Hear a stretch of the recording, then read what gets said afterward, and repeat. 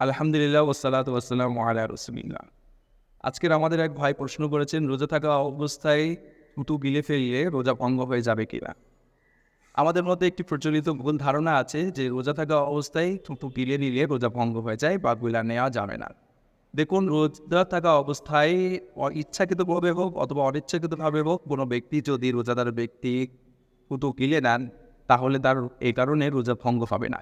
স্বাভাবিক পন্থায় যেটা থুতু ইতের মধ্যে আসে সেটিকে গিলে নিতে পারবে, তবে একসঙ্গে মুখ ভর্তি করে থুতু গিলে নেওয়া এটা মাকরুহ। তবে এই কারণে রোজা ভঙ্গ হবে না, কারণ এটি একটি মানবিক দুর্বলতা ইতের মধ্যে আসে, এটা একটা স্বাভাবিক ন্যাচারাল বিষয়। তো আল্লাহ সুবহানাহু ওয়া তাআলা তার দিনকে আসান করেছেন, যেমনটা আল্লাহ রসুল বলেছেন, আর দিন ইউসরুন, দিনটা হচ্ছে খুবই সহজ সরল। তাই মানুষের উপর কোনো কঠোরতা আরোপ করা হয়নি। সুতরাং ফলাফল দাঁড়ালো যে থুতু গোপন করলে বা গিলে নিলে এর কারণে রোজা ভঙ্গ হবে না, আশা করি বুঝেছেন।